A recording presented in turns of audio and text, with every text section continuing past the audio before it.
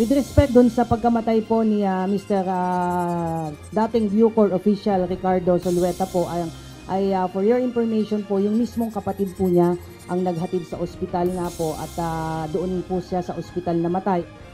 Nakaranas ng paninikip ng dibdib ang dating Deputy Security Officer ng Bureau of Corrections na si Ricardo Zulueta kaya isinugod ito sa ospital. Ayon kay Philippine National Police Public Information Office Chief Police Colonel Jean Fajardo, ang kapatid din ito ang nagbantay sa ospital hanggang sa bawian ng buhay.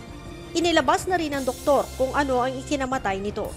Ang cause of death na nakalagay po doon sa kanyang death certificate ay cerebrovascular disease, intracranial hemorrhage. Yun po yung specific na ikinamatay po niya. So based po dito ay nagtanong din po ako sa nurse, parang may pagdudugo po sa ulo po.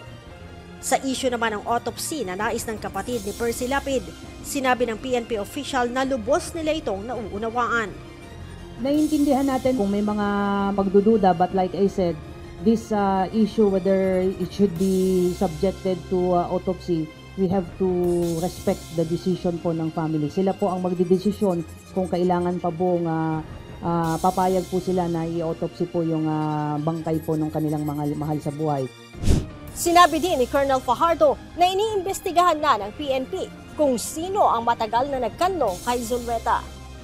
As to the question whether we are planning to file any charge for obstruction of justice, particularly for harboring a wanted criminals, isa po yan sa pinag-aaralan po natin at ang PNP naman po ay more than willing to help and assist the DOJ with respect to the investigation of this case, including po if there are people na nagkanlong po dito kay Mr.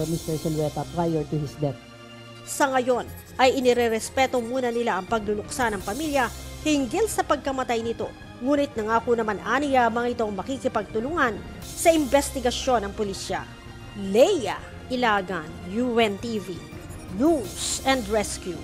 Diyos ang aming sandigan, serbisyo publiko ang aming pinahahalagahan.